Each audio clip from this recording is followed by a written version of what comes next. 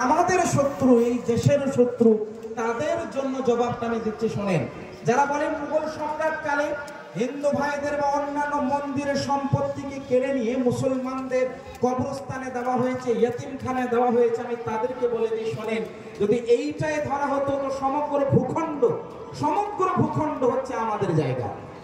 শুধু ভারত নয়, সমগ্র ভূখণ্ড। আমরা যদি ফেথ, বিশ্বাস, বিলিভের কথা বলি, ইমানের কথা বলি, হাদিসের কথা বলি, সেই ভিত্তিতে, সেই সাপেক্ষে সমগ্র ভূখণ্ডই তো আমাদের জায়গা। তো আমরা তো সেখানে হস্তান্তর নিতে চাই না যে অমুকটা আমাদের জায়গা, অমুকটা আমাদের জায়গা, অমুকটা আমাদের জায়গা। তো আমাদের বিলিভ বা বিশ্বাসের ভিত্তিতে বলি না, অ্যাকচুয়াল যেটা আমাদের জায়গা সেটার উপরে আমরা হস্তান্তর নিয়েছি। আসলেই যেটা আমাদের প্রকৃত সম্পত্তি সেটাকে আমরা নিয়ে আমরা ওখানে বসবাস করছি, ওখানে ইয়েতিমখানা করেছি। তো বলে মনে রাখবেন, আল্লাহ রাসূল সাল্লাল্লাহু আলাইহি সাল্লামের হাদিসের ভিত্তিতে দুই একটি কথা আমি আপনাদেরকে বোঝাই। যারা বলে হিন্দু ভাইদের সম্পত্তি কেড়ে নিয়ে মুঘল সম্রাট দান করেছে, আমি তাদেরকে বলবো, মুঘল সম্রাট কালে তাদেরও পূর্বে তো রাজপুতরা ছিল না? হ্যাঁ, বড় বড় রাজা বাদশারা ছিল না ভারতে?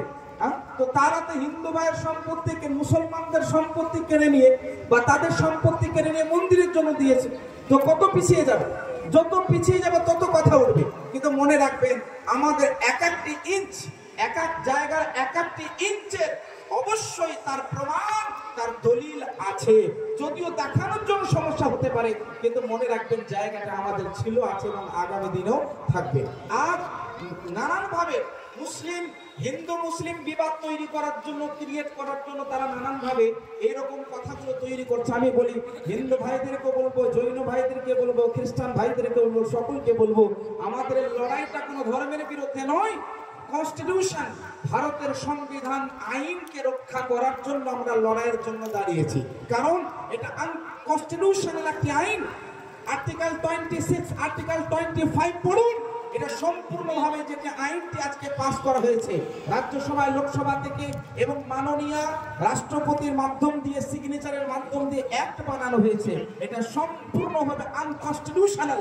আর যার প্রমাণ ইনশাআল্লাহ তাআলা আমাদের আইনজীবী পার্লামেন্ট থেকে নিয়ে বেরিয়ে গিয়ে সুপ্রিম কোর্টে ইনশাআল্লাহ রহমান দেবে বা দিচ্ছে। সব থেকে স্বস্তির কথা হচ্ছে এটাই, আমরা শান্তিপূর্ণভাবে দাঁড়িয়ে আছি, শান্তিপূর্ণভাবে এইরকম লড়াই লড়ে যাব, যাতে করে আমাদের জন্য, আমাদের পক্ষে সুপ্রিম কোর্টে সব থেকে বড় জজ, চিফ জাস্টিস অফ ইন্ডিয়া সিজে খান্নার পক্ষ থেকে 3টি প্রশ্ন উঠেছে। আমি একদম সহজভাবে বুঝিয়ে দিই। 3টি প্রশ্ন গতকালকে আপনারা নিউজের মাধ্যমে শুনেছেন। 3টি প্রশ্ন। একটি প্রশ্ন যেটা ইতিপূর্বে শুনলেন জনাব কামরুজ্জামান সাহেবের কাছে, যে বিজেপি আরএসএস এর পক্ষ থেকে যারা ছিল তাদের আইনজীবীকে প্রশ্ন করেছেন চিফ জাস্টিস অফ ইন্ডিয়া সিজে খান্না, যে তাহলে তোমাদের মন্দিরের কমিটির মধ্যে কি কোনো মুসলমান সদস্য নিয়োগ করবে? জবাব দিতে পারে। 2 নম্বর প্রশ্ন হচ্ছে, যেটা দীর্ঘদিন ধরে ওয়াকফের সম্পত্তি আছে, ওইটার রূপ কোনোভাবে পরিবর্তন হবে না। এটা হচ্ছে 2 নম্বর প্রশ্ন ছিল সুপ্রিম কোর্টের সব থেকে বড় জজের।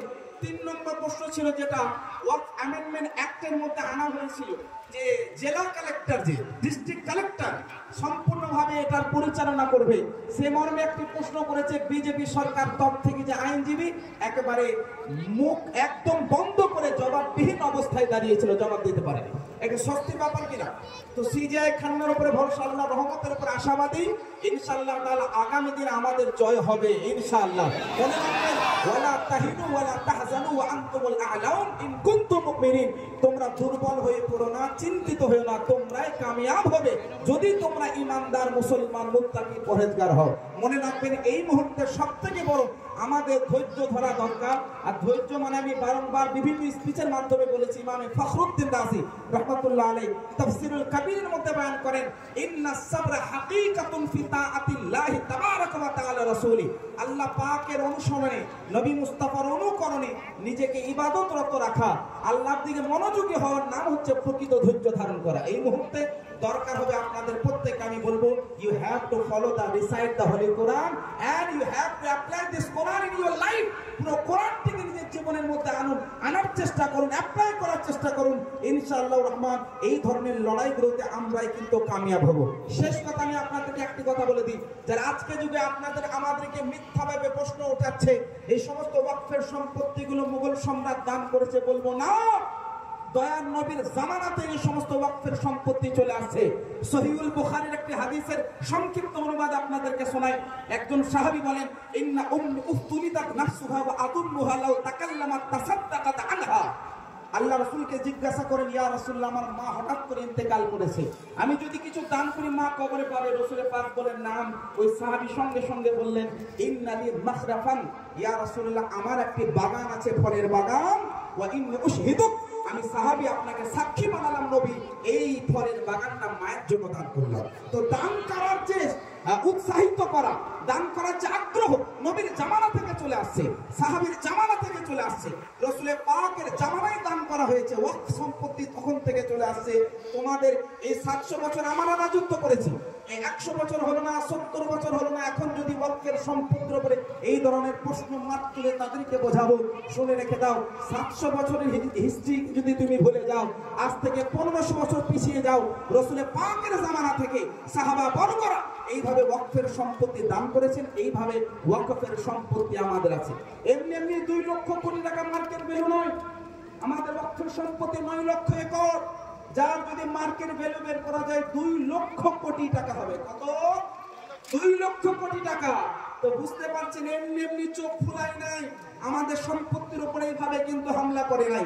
কারণ ওই মার্কেট ভ্যালুর উপরে দৃষ্টি করে বড় বড় পুঁজিবাদী ব্যক্তিদেরকে, আম্বানির মতো, আদানিদের মতো ব্যক্তিদেরকে দিয়ে বার তৈরি করা, হোটেল তৈরি করার জন্য প্ররোচনা করছে। তাই মনে রাখবেন, শান্তিপূর্ণভাবে লড়াই করছি, আগামী দিনে করব, আর আইনগতভাবে করব, বেআইনি ভাবে নয়। একটি কথা স্থির থাকুন, এইটা হচ্ছে দিস ইজ আনকনস্টিটিউশনাল অ্যাক্ট, এটা কোনোভাবেই মানব না। I can't accept this act, কোনোভাবেই মানি না, মানবো না। কালা কানুন হটাও, কালা কানুন মানি না, মানবো না। আর মনে রাখবেন, ভারতের ইতিহাস, তার সাথে সাথে পশ্চিম বাংলার ইতিহাস ভুললে হবে না, 1947 এর কথা ভুললে হবে না। আমাদের এই পশ্চিম বাংলার মাটি থেকে শুধু মুসলমান ভাই নয়, আমাদের মুসলমান ভাই, হিন্দু ভাইরাও একভাবে গলায় গলা মিলিয়ে আমাদের পশ্চিম বাংলার সংস্কৃতি সাক্ষ্য আছে। এখান থেকে ইংরেজকে আগে তাড়ানো হয়েছে। নেতাজি সুভাষচন্দ্র বোসকে ভুললে হবে না। যদিও আমরা শুধু এখানে ধর্মের জন্য দাঁড়াই নাই, সমস্ত হিন্দু ভাইদেরকেও বলবো, হিন্দু ভাই, জৈন ভাই, শিখ ভাই, এক হয়ে একত্রিত হয়ে আমরা এই মুহূর্তে এক প্ল্যাটফর্মে দাঁড়িয়ে আমরা এই আইনটাকে প্রত্যাখ্যান করছি। আর ভারত সরকারকে হুঁশিয়ার করে দিতে চাই, আমাদেরকে খেপিও না, আমরা খেপি না, আমরা হয় আশিকে রসুল। আর যারা ইশক করে তারা কিন্তু এদিক ওদিক তাকায় না, অন্তরীয় চর্ম চোখ দ্বারা দেখে না, অন্তরীয় চোখ দিয়ে দেখে। তাই মনে রাখবেন, পশ্চিম বাংলার মাটি থেকে যেমনি ভাবে লড়াই করে ইংরেজদের মতো ক্ষমতাশীল ব্যক্তিদেরকে তাড়ানো হয়েছিল, তোমাদেরকে মুহূর্ত লাগবে না তাড়াতে। তাই আমরা লড়াই অস্ত্র দিয়ে নয়, লড়াই তলোয়ারি দিয়ে নয়, লড়াই বোমা বারুদ দিয়ে নয়, লড়াই করব কলম দিয়ে, লড়াই করব মুখ দিয়ে, আইন দিয়ে। এখনো ভারতের সংবিধান বাকি আছে, এখনো গণতন্ত্র বাকি আছে। সুপ্রিম কোর্টের উপরে ভরসা রাখুন আর আইনকে পড়ুন, আইনকে বুঝুন, বেআইনি কথা বলবেন না। এখন অনেক, আমি এই মুহূর্তে একটি দুঃখজনক কথা আমি 2 মিনিটের মধ্যে শেষ করছি, 2 মিনিটের মধ্যে। খুবই দুঃখ লাগছে, এই যে এত হাজার হাজার মানুষ জনগণ হাজির হয়েছে, একটাও গদি মিডিয়া আসছে, লোকাল মিডিয়া আসে নাই, জেলা ভিত্তিক মিডিয়া নাই। কেন নাই? তার কারণ হচ্ছে একটাই, তারা যে আপনাদের ভিড়ের মাঝখানে এমন কোন শত্রুকে ঠেলে দিতে যে তারা বেআইনি কাজ করবে এবং আমাদের এই শান্তিপূর্ণ লড়াইটাকে নষ্ট করবে, তবে কিন্তু গদি মিডিয়া আসবে। কথা বুঝতে পারছেন না? তো আমাদের আওয়াজ আমাদেরকে পৌঁছাতে হবে। আর আমাদের আওয়াজ পৌঁছাবে কিভাবে?